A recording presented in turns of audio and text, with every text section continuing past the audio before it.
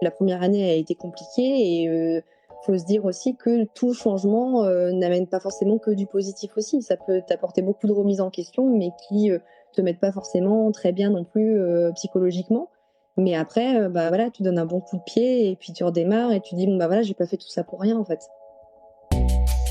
Bonjour à toutes et à tous, on est vraiment ravis avec Anna de vous retrouver pour un nouvel épisode de Ciao Paris, le podcast qui booste votre changement de ville et de vie. Je m'appelle Valérie Bohin et j'ai créé le podcast en 2020 pour m'aider à déménager. Depuis, je vis près de Toulouse et je peux vraiment dire merci Ciao Paris. Je suis Anna Naoum, j'ai enfin déménagé au Pays Basque. C'est vraiment grâce aux rencontres étonnantes, émouvantes et utiles qu'on partage avec vous un jeudi sur 2. Pour être sûr de recevoir les prochains épisodes, abonnez-vous à Ciao Paris sur votre plateforme d'écoute. Et pour encore plus de ressources et de conseils, inscrivez-vous à notre newsletter ensoleillée. Oui, on sait Valérie, le lien est dans la description de l'épisode. Mais oui, tout à fait Anna. 1, 2, 3... Allez, c'est parti pour le ciao du jour.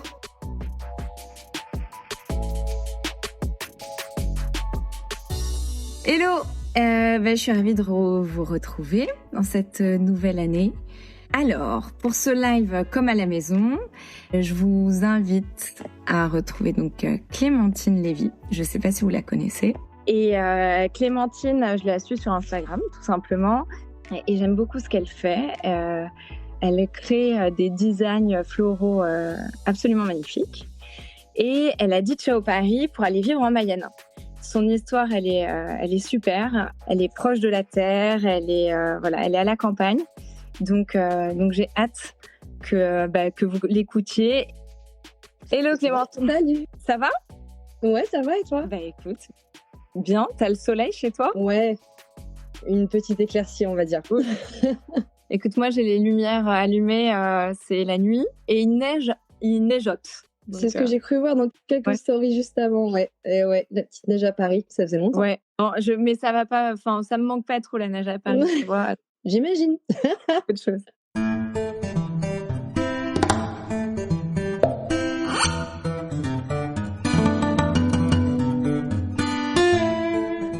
Clémentine, je suis trop contente de t'avoir pour ce live. Tu vas nous raconter ton histoire et je vais commencer par te demander de nous raconter ton ciao Paris et de nous expliquer c'était quoi ta vie quand tu vivais à Paris d'abord.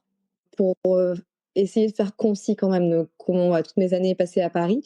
Ouais. Je suis arrivée à Paris, j'avais même pas encore 20 ans, j'avais 19 ans. C'était pour finir mes études en infocom à la Sorbonne.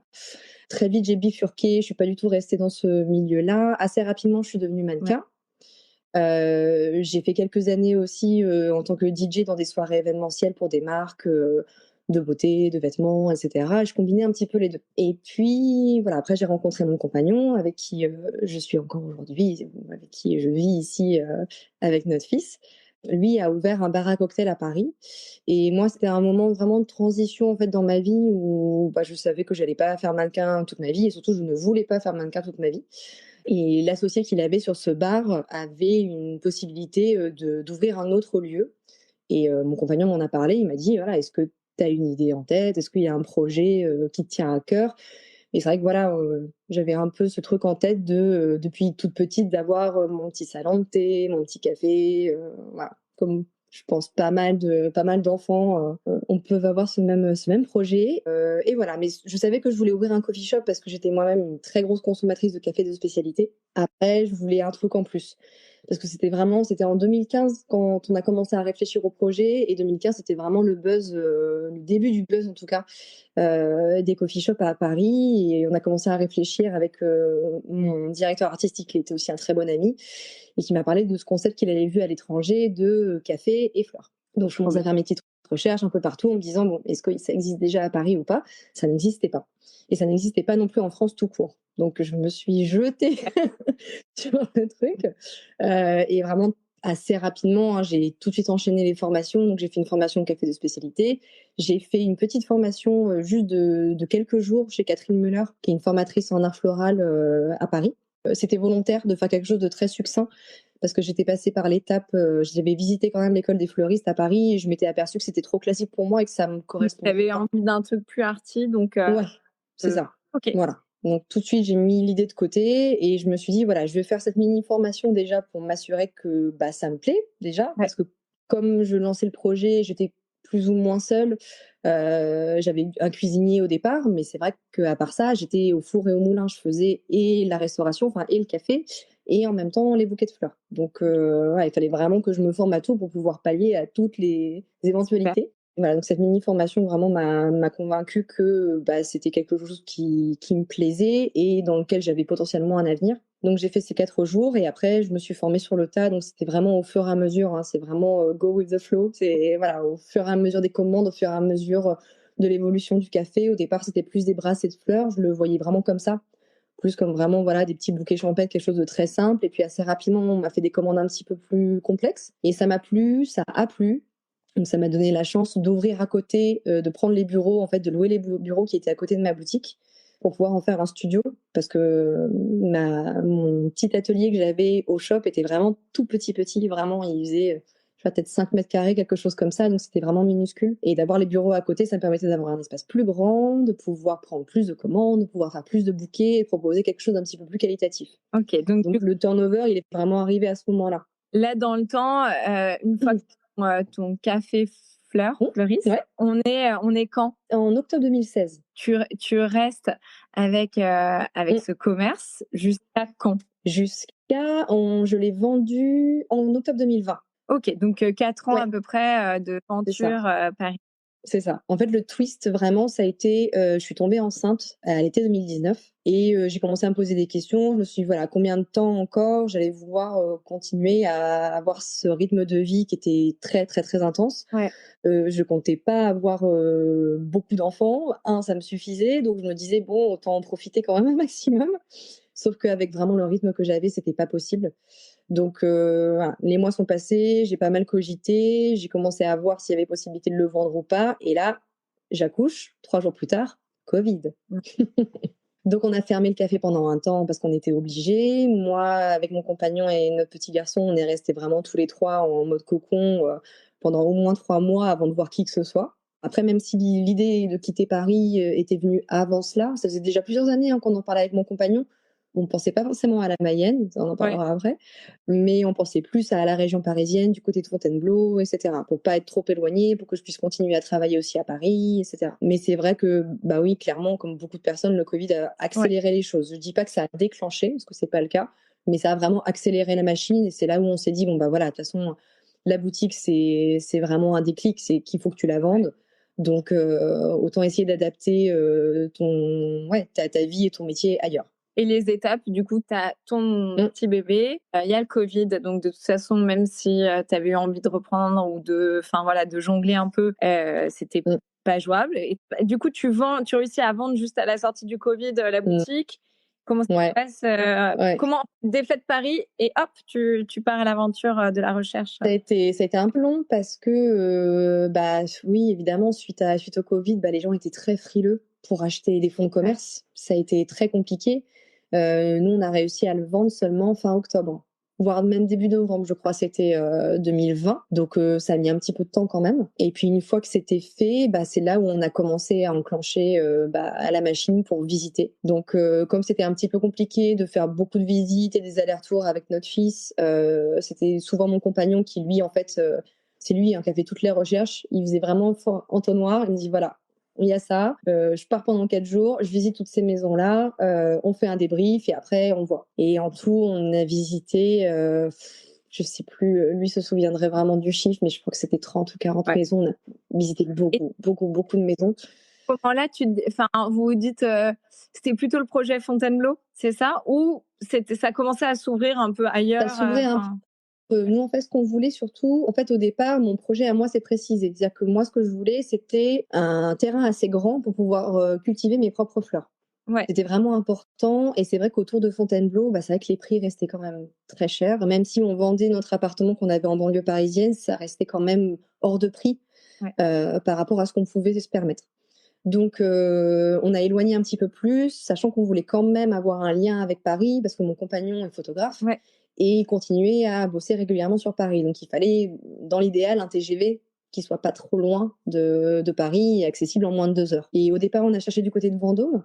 On a vu parmi toutes les visites, on avait eu un énorme coup de cœur dans une toute petite ville qui s'appelait Trot. Je trouve ça très mignon, Trot.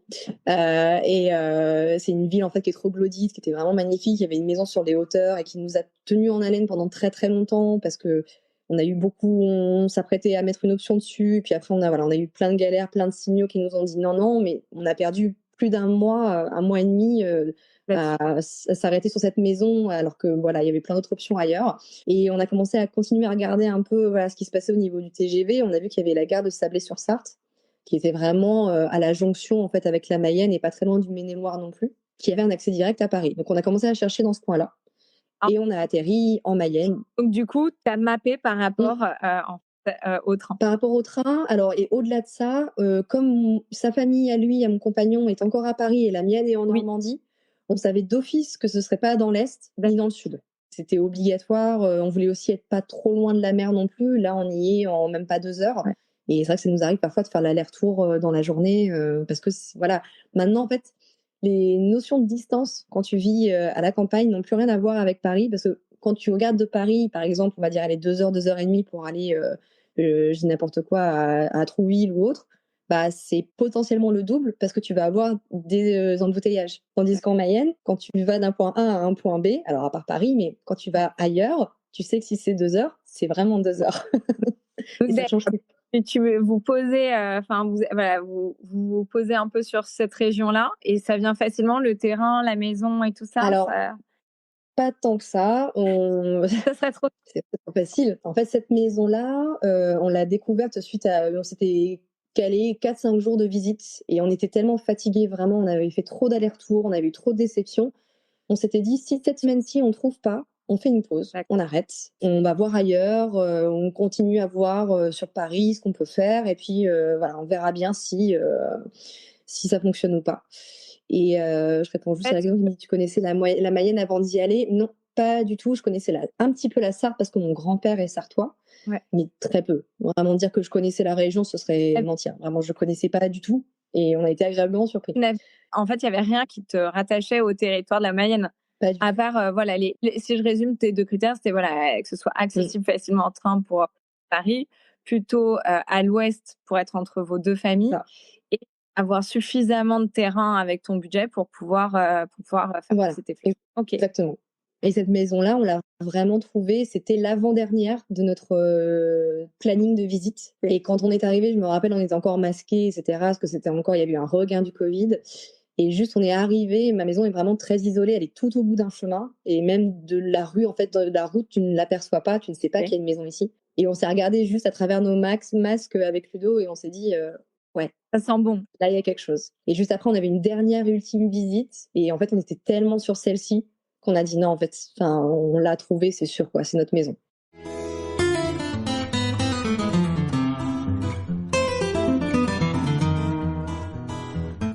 Du coup, vous avez complètement changé de vie. Enfin, là, vous passez dans le post que j'ai fait où je mettais voilà, que moi, je suis très rat des villes, pas du tout rat des champs. Et donc, ce qui m'a intéressé aussi dans ton histoire, c'est comment t'es passé d'un univers à l'autre. Mais ce que j'ai compris, c'est que tu venais, toi, enfant, t'as plutôt grandi à la campagne, c'est ça? Donc, en Normandie, ouais. C'était assez naturel. Enfin, tu vois, c'est vrai que la maison au bout du chemin, ça peut faire un peu flipper aussi. Enfin, comment tu le vis, ce coup de cœur pour du coup la maison et la situation, et enfin là, comment tu vis ce changement-là? Le déménagement a été assez brutal en soi quand j'y repense, parce que c'est vrai qu'on a fait les choses très très vite. Donc j'ai pas pu faire mon deuil tout de suite, on va dire, de notre maison, surtout qu'en plus c'était un appartement. Je dis maison, mais c'était un appartement. Surtout qu'en plus c'est là où on a les 3 premiers mois, même plus, presque 1 an de vie de notre fils ici dans cet appartement. Donc voilà, ça a été c'était lourd en émotion, on va dire, de quitter cet appartement. Et puis c'est dire au revoir aux amis, etc. Et en même temps c'était un au revoir comme si on partait en week-end. Tu vois, c'était pas un au revoir de se dire bon bah on se bloque un week-end dans un mois. C'était plus bon bah on se voit la semaine prochaine, quoi. Donc voilà, ça a été assez spécial le sentiment au niveau du déménagement. Et puis bah voilà, si on veut rentrer dans le vif du sujet, là ça va faire 3 ans qu'on est arrivé en avril prochain.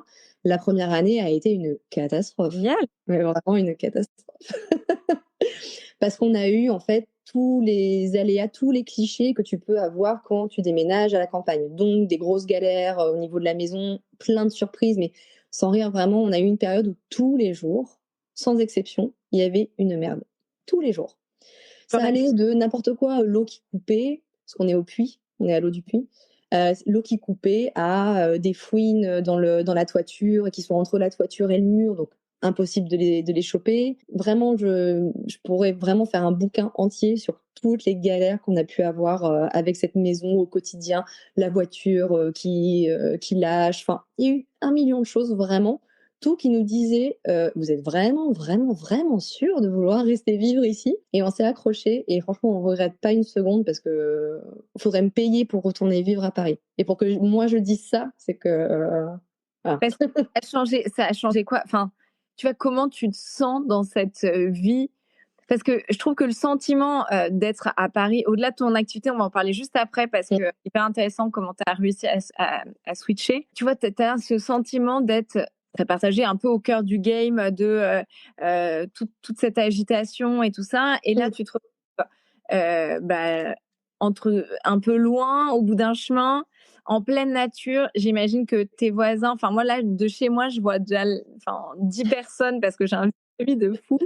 Je te dis pas du tout que ça me fait kiffer, mais ça me rassure, Ouais, tu vois, de m'entourer, tu vois. Je suis dans une espèce de ce nouveau sentiment en fait. Est-ce que c'est de la liberté? Est-ce que c'est de l'appréhension? Est-ce que Alors c'est marrant parce qu'on en parlait encore ce week-end parce que ma belle-sœur, la sœur de mon compagnon, est venue ce week-end avec son compagnon et leur fille.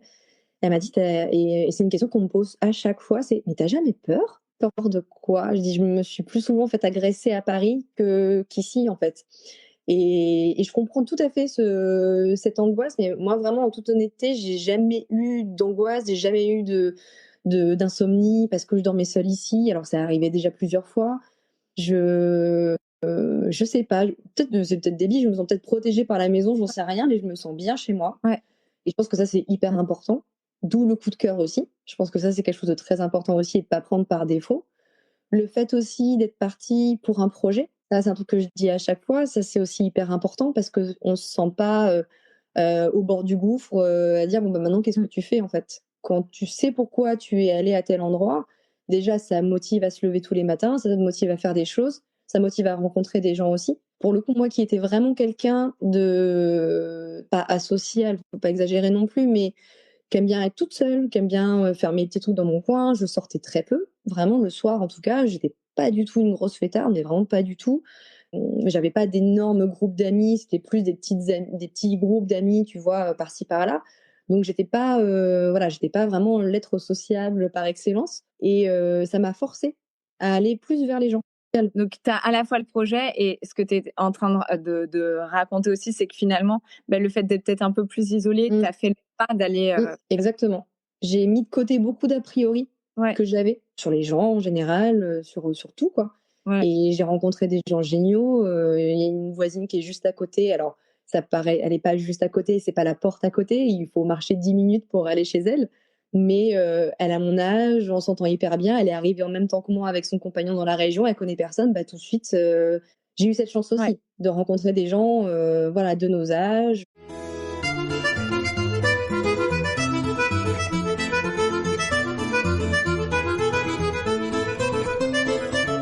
Par rapport à ton projet pro, du coup, est-ce que tu peux juste nous raconter comment tu as transformé du coup ton métier? Et après, je te poserai la question juste sur des conseils. Déjà, l'idée de partir ici et de partir à la campagne tout court, mon idée de transformer, enfin, comment dire, j'ai pensé la transformation de mon projet avant de déménager. Et en fait, j'ai voulu retenir dans ce que je faisais à Paris que ce qui vraiment me rendait heureuse. Donc, j'ai retiré, donc, c'est ce qu'on disait, hein, toute la partie restauration, avoir du staff, etc., parce que ça me créait beaucoup d'angoisse, beaucoup de stress et j'ai tellement ce besoin de bien faire les choses que dès que quelque chose n'allait pas, ça me mettait vraiment très mal. Donc on s'est dit on arrête ça. Enfin, je me suis dit j'arrête ça et j'ai gardé ce qui était l'essentiel pour moi et qui me faisait du bien. Donc c'était faire des compositions florales pour des événements, pour des mariages et aussi transmettre. Donc je donnais déjà des cours d'art floral dans le studio qu'on avait à côté de la boutique. Et ça, j'avais vraiment envie de le développer. J'avais envie de développer le concept de retraite florale, que maintenant je fais depuis bientôt 4 ans.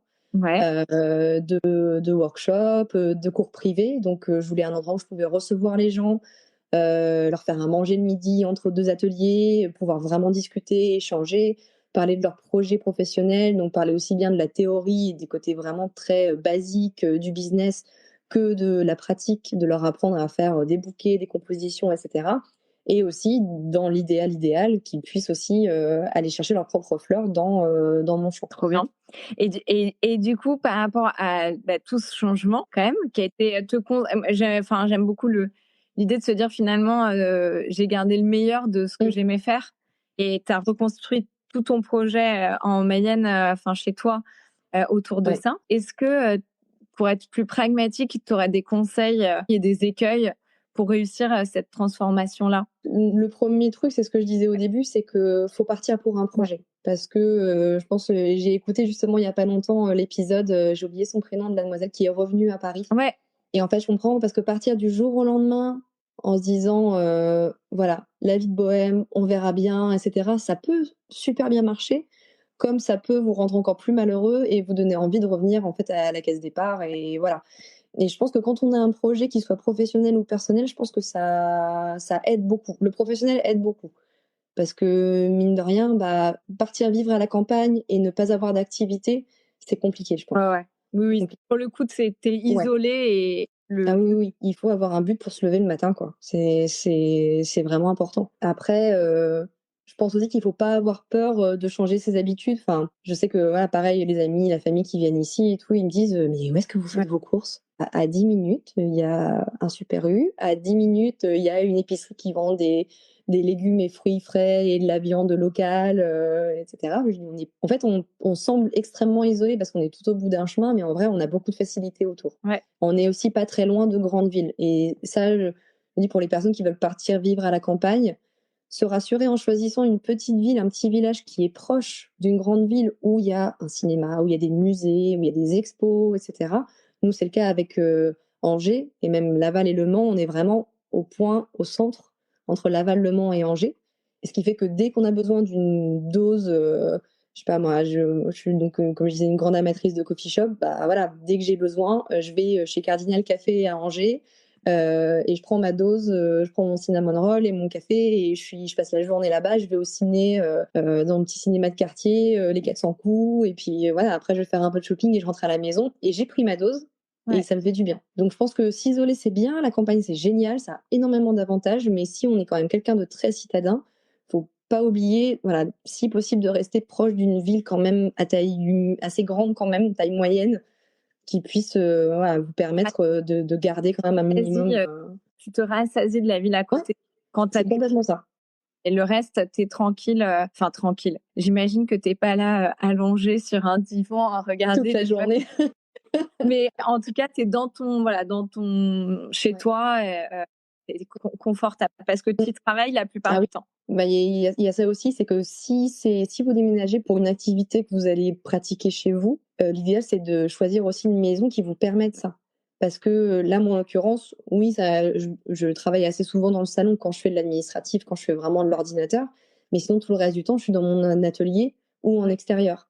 Et d'avoir un lieu à moi, qui n'est qu'à moi, qui reste chez nous, mais qui n'est qu'à moi. Mon compagnon, il met une fois les pieds tous les mois, mais c'est pour déposer un colis, tu vois, c'est vraiment pas du tout, voilà. Mon fils, pareil, il sait que voilà, il a pas le droit de rentrer parce que c'est le bazar de maman et qu'il faut pas toucher, mais c'est mon lieu à moi. Et ça aussi, je pense que c'est quelque chose d'important, d'avoir soit un bureau, soit voilà, quand c'est grand comme ici, d'avoir une petite dépendance où on fait son atelier, si on fait quelque chose d'artisanal, voilà. Oui, d'avoir C'est hyper important. ton espace et ton espace de travail, ton espace, voilà, d'inspiration et qu'il soit séparé de ton lieu de vie, vraiment. Ouais, qu'il soit pas une petite pièce juste collée au salon où t'entends le reste de la famille dîner alors que t'es à fond sur ton truc. Voilà, c'est pouvoir t'isoler en fait. D'accord. Et est-ce que tu penses à des écueils ou non, il y a pas de gros Oui, il y a des écueils, il y a des sacrifices aussi sur lesquels tu peux pas faire l'impasse. Ce que je disais là tout à l'heure par rapport à trouver des lieux où se restaurer, et cetera. Bon voilà, oui, clairement, nous ici les restaurants, c'est pas la panacée, il y en a pas énormément. Quand on veut vraiment se faire un bon resto, on va plutôt aller à Angers. Après, on a un très bon petit bistrot où on va dans la ville d'à côté qui est à Château-Gontier. Ça nous convient très bien. Et le reste du temps, voilà, on va plutôt se faire une soirée ou une journée dans une grande ville pour profiter de ça.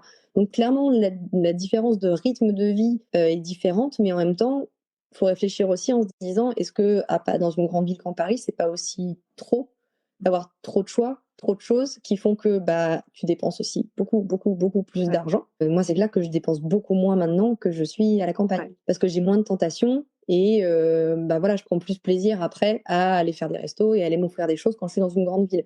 Après, ça, encore une fois, c'est très personnel, hein, ça me regarde moi, chacun fait comme il veut. Je pense que j'avais un peu le même sentiment aussi en passant les étés chez mon mec qui est du coup du Pays Basque, c'est que quand la nature c'est ton terrain de jeu, enfin c'est gratuit la nature, donc tu peux aller te balader en forêt.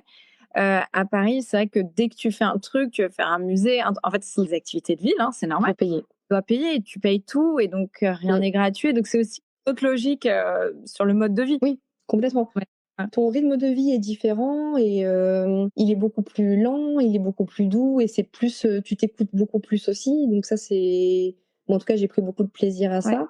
Après, voilà, c'est ce que je disais. La première année a été compliquée et faut se dire aussi que tout changement n'amène pas forcément que du positif aussi. Ça peut t'apporter beaucoup de remises en question, mais qui te mettent pas forcément très bien non plus psychologiquement.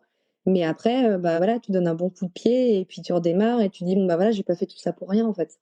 Ouais, faut se projeter. Oui, voilà. Alors encore une fois, si tu rencontres des difficultés. Ouais. Nous, on a eu des grosses galères. Après, si tu arrives et que, voilà, moi, je parlais des travaux tout à l'heure, si tu achètes, par exemple, dans l'ancien, pas hésiter à faire une contre-visite avec quelqu'un de ton entourage qui s'y connaisse. Un copain de ton père, qui est charpentier, maçon, j'en sais rien, enfin, voilà, un copain architecte ou autre, qui viennent faire une contre-visite avec toi, qui puissent vraiment te dire: «Ah attends là, par exemple, là nous on s'est rendu compte qu'il y avait eu des insectes dans les poutres. Alors on s'y est pris à temps pour ne pas avoir à tout refaire, mais voilà, ça fait partie des petites surprises qu'on a eues alors que normalement c'était marqué clean sur le contrat d'achat. Donc Alors Clémentine, j'ai une question d'Hélène qui dit quelle a été, alors, sans faire de psychanalyse, mais c'était quoi la remise en question qui a été la plus profonde, on va dire, la plus difficile?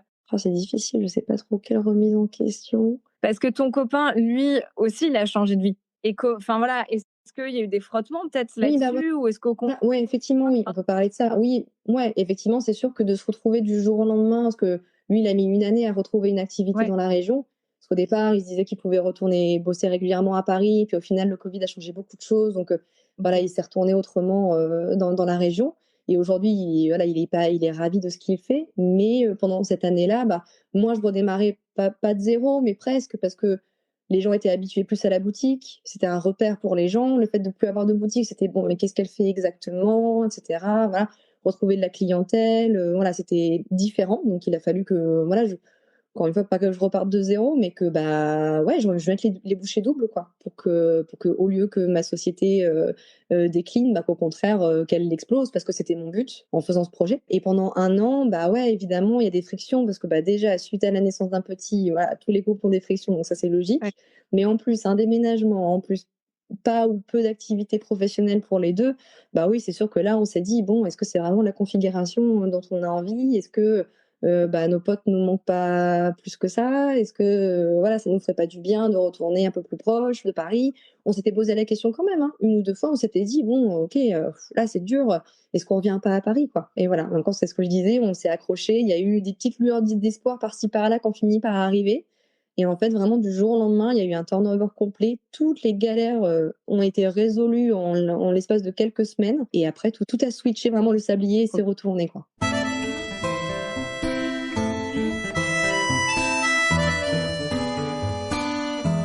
Je voudrais trop qu'on voit un peu ta maison. Je suis trop curieuse, moi, de voir les intérieurs et que tu nous dises quelques mots sur ton projet de gîte, parce que en gros, t'as la maison actuelle dans laquelle tu vis que tu vas transformer en gîte, ce qui va être une de vos activités à toi et c'est ça, exactement. Donc là, pour l'instant, ouais, on vit dans le futur gîte qu'on a quasiment terminé de rénover là cet été. Il reste encore quelques petits détails, mais auxquels on touche pas parce que on attend qu'il n'y ait plus personne dans cette maison pour finaliser. Enfin, tu vois, tu verras, il y a assez peu de choses au mur, par exemple, qu'on voulait pas faire de trous et regretter derrière en fonction de la déco qu'on voudra faire au gîte, qui sera pas la même que celle dans laquelle on est actuellement. Je regarde juste la question parce que comme ça n'a rien à voir, est-ce que je réponds d'abord? Qu'est-ce que vous avez trouvé en médecin? Et ça aussi, on a eu beaucoup de chance. Au tout départ, en tout cas, on était habitué à notre pédiatre à Alfortville, là où on vivait. Et on avait un peu ce stress-là de trouver un médecin, principalement pour notre fils, surtout pour un suivi régulier. Et au départ, on a testé 2 médecins qui étaient vraiment, vraiment trop à l'ancienne. Il y a des médecins à l'ancienne qui sont géniaux, mais là, vraiment, c'était beaucoup trop à l'ancienne. Et on se faisait beaucoup juger en tant que jeunes parents, un peu new, avec d'autres façons de penser, etc. 3e essai, on a essayé dans un cabinet, on a trouvé quelqu'un qui venait de s'installer. Donc, on a eu de la chance, une jeune femme qui venait de s'installer et qui maintenant est notre médecin à tous les 3. Bon, d'accord, elle est pas à côté de la maison. Faut 25 minutes de la maison pour y aller. Mais bon, voilà, on a la chance de pas y aller tous les 4 matins, donc c'est bien. Après, je réfléchissais à ce que tu dis. C'est quand même la distance, c'est relatif parce que moi aussi, en fait, je vais chez ma pédiatre à pied. J'habite dans le 17e et c'est plutôt dans le 8e et je mets 25 minutes à pied. Enfin, tu vois, en soi, toi aussi, voilà, Bah oui. Non, mais c'est exactement ça. Et puis, il y a des gens qui vivent en proche banlieue et qui font 1 heure de RER tous les jours pour aller bosser dans Paris. Donc voilà, tout est relatif aussi. Et pour le dentiste, voilà, tu peux pas mieux tomber pour cette question parce que mon fils devait faire sa visite avant ses 4 ans, sa première visite. Et en fait, j'ai eu de la chance d'avoir un rendez-vous alors en moins de 3 mois, ce qui est très très rare pour un dentiste. En moins de 3 mois, chez un dentiste qui est à 15 minutes de la maison. Et on y est allé là cette semaine et ça s'est extrêmement bien passé. Et ils sont géniaux et du coup, ils vont nous suivre aussi tous les 3. Donc ça encore, on a eu de la chance. Parce que je sais qu'il y a beaucoup de déserts médicaux. On en fait partie, mais on est tombé au bon moment. Donc on a eu cette chance. Après, Paris, je regarde un truc sur les déserts médicaux. En soi, ça l'est aussi, en fait. Ouais, oui, c'est ce que je lisais aussi. Donc, cool que c'est rassurant d'avoir ton pédiatre. Là, j'ai juste une autre question. Et après, ça serait au gîte qui disait, est-ce que financièrement, vous réussissez à vous y retrouver un peu mieux après, maintenant, à 3 ans Maintenant, oui. Passé la première année, en fait, quand vraiment les boulots sont revenus, quand la clientèle est revenue, quand assez rapidement la communication a fait son chemin et que j'ai pu retravailler suffisamment, aussi bien pour mes mariages que mes ateliers, etc. Mon compagnon, pareil, maintenant qu'il a un CDI, dès la 2e année, en fait, tout s'est réenclenché. Et là, aujourd'hui, oui, je peux dire clairement qu'on vit très bien. Il a un CDI local, du coup. Il a un CDI en tant que photographe dans une société, dans une moyenne ville qui est pas très loin de chez nous, à 20 minutes. Et voilà, du coup, ça lui apporte une stabilité financière et en même temps, il a des collègues géniaux. Donc, dans une boîte hyper jeune et voilà, qui est pleine d'idées. Donc, ça me motive à faire. Des potes, du coup, d'avoir un boulot. Exactement. De pas être en remote, en télétravail chez C'est exactement ça. Parce que lui, à l'inverse de moi, c'est vraiment un être social, vraiment par nature. Il a besoin d'échanger, il a besoin de discuter. Et au final, le CDI, alors que lui a toujours été freelance toute sa vie. Donc, pour ça aussi, c'était une grosse différence. Et de passer en CDI, mais du coup, d'avoir des gens avec qui parler régulièrement, avec échanger, etc. Ça lui a fait énormément de bien. Et du coup, par répercussion, ça nous a fait énormément de bien aussi. C'était un gros challenge, ça aussi, de passer freelance à... Mais c'est cool. On aime bien faire des trucs, tu sais. Non, c'est bien. J'aime. Est-ce que tu peux nous faire un peu visiter et tu nous diras un peu ce qu'il en est des travaux? Oui, ça marche. En fait, il faut réussir à se projeter. Parce que là, on a quasiment terminé les travaux. Auparavant, en fait, au sol, c'était du grand carrelage noir. Donc, c'était dans un état vraiment très, très sombre et c'était vraiment pas joli du tout. On a repeint aussi les murs. Là aussi, j'ai repeint le lambris aussi, une sorte de beige un peu. Voilà. Donc, la pièce était extrêmement sombre du coup à l'époque. Et là, on a tout... on a récupéré en fait les tomates. Elles étaient là auparavant. Mais en fait, les anciens propriétaires les avaient retirées et les avaient stockées dans la grange, que je vous montrerai après, qui est notre future maison. Donc, je les ai toutes nettoyées une par une cet été pour les remettre. Voilà. Ensuite, on passe à la cuisine qui, pareil, était dans un état catastrophique. Donc, pareil, c'était du carrelage noir. Les tomates sont magnifiques, ça apporte de la lumière. Ça change tout. C'est dommage, il faudrait presque que je montre après dans les stories en fait des photos avant-après pour que vous voyez. Je pourrais relayer en bas. J'adore. différence. Mais donc, ouais, il y a pas mal de changements depuis. C'était vraiment une cuisine, en fait, de maison de campagne. Donc, tu avais juste des étagères en bois, un plan de travail, pareil, qui avait été carrelé, mais voilà, qui était moche comme tout. Il y avait pas de placard, rien du tout. Donc, tout était à l'air libre, poussière et compagnie. Il y avait ici, à cet endroit-là. Avant, il y avait une ancienne cheminée comme un four à pain, en fait. Donc, qui était massif, qui prenait énormément de place, qui assombrissait aussi la pièce. Bon, là, encore une fois, on a prévu de rajouter de la déco, hein, évidemment, mais comme là, pour l'instant, on y vit et qu'on sait pas encore ce qu'on fera après exactement en termes de déco. Vous laissez en terrain un peu neutre pour pouvoir faire ce que C'est exactement ça. Pour l'instant, on laisse, voilà, on a gardé quelques éléments qu'on avait avant, mais ou les miroirs à l'entrée, mais sinon, voilà, on reste soft pour l'instant, parce qu'on veut pas faire des trous au mauvais endroit et devoir reboucher après. L'autre pièce qu'on a rénovée, c'est la salle de bain, qu'on a refaite entièrement aussi. Alors pareil, là, il faut se projeter. Avant, c'était bleu ciel au sol. Bleu ciel partout sur les murs. Partout. Un petit bac de douche ridicule dont les joints étaient vieux et vraiment dans un état de propreté très louche. Donc on a tout refait complètement, vraiment tout replaqué. On a mis une baignoire à la place, que je tenais vraiment à une baignoire, parce que moi je sais quand je vais dans un gîte, surtout quand j'étais à Paris, j'avais pas de baignoire et j'étais bien contente d'arriver dans un gîte avec une baignoire. Donc pour moi c'était hyper important. Avant, le lavabo était pas là du tout. Il était ici, sous la petite fenêtre. On a repensé la pièce parce que c'était pas logique, en fait. Pas logique du tout. Il y avait beaucoup d'étagères ici aussi qui assombrissaient énormément la pièce. Donc voilà, on a vraiment tout refait entièrement. C'est un verre, comme dans la cuisine. Oui. Alors ouais, en fait, au départ, la crédence de la cuisine ne devait pas être comme ça. Et en fait, ce que j'ai reçu me correspondait pas du tout. Donc, comme il nous restait pas mal de carreaux de la cuisine, on s'est dit, why not? Ça marche. Donc essayons. Donc là, on va passer à l'étage. Je vous montre pas la pièce du fond parce que c'est notre chambre d'amis, mais qui nous sert de débarras. Pour l'instant, on a eu du monde ce week-end, mais là, entre-temps, on l'a bien rempli. Donc c'est sur une pièce à bordel. C'est ça. Moi, c'est mon oui. Pièce à bordel. Donc là, on passe dans l'antre, la salle de jeu de mon fils. Alors après Noël, voilà. Merci Noël. Le Père Noël a été généreux. Avec une des reines de la maison. Waouh. Voilà, qui est née ici, d'ailleurs. En fait, quand on est arrivé ici, il y avait une demoiselle qui était enceinte, qu'on a gardée. Et voilà, elle a eu plein de petits. On a gardé une des deux. Le chat dans la maison, c'est indispensable. Je suis née avec des chats, donc pour moi, c'était indispensable. Donc là, avant, ici, c'était pas en blanc. C'était du lambris classique. Donc j'ai repeint en blanc. Le sol, pareil, on a remis un parquet plus clair, parce qu'ils avaient mis un parquet très très très sombre.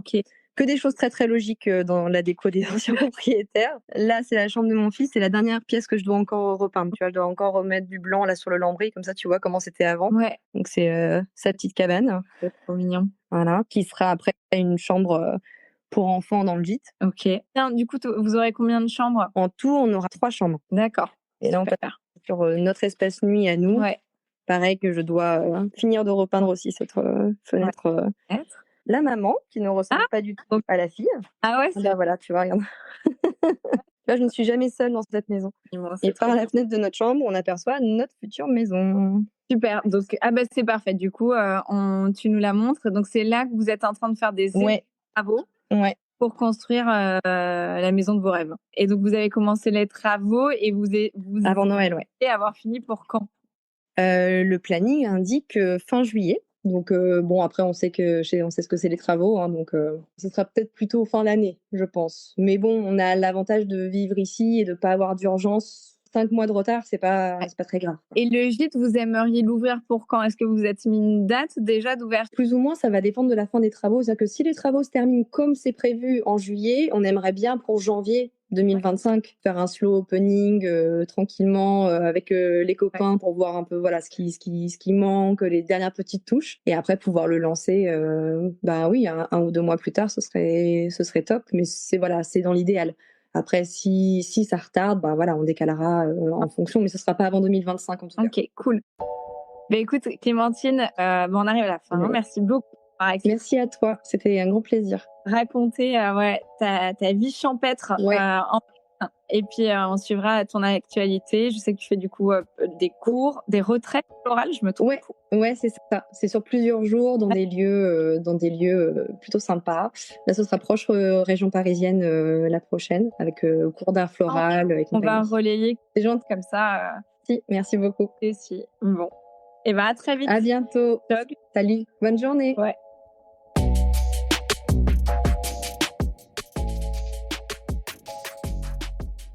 Merci d'avoir écouté cette conversation. J'espère qu'elle vous a été utile et vous a plu. Pour être sûr de recevoir les prochains épisodes, abonnez-vous à Ciao Paris sur votre plateforme d'écoute. Avec Valérie, on vous retrouve jeudi dans 2 semaines pour un nouvel épisode. Et d'ici là, venez nous faire un coucou sur Instagram, @Ciao Paris le podcast, tout attaché. Ciao, C-I-A-O. Allez, ciao!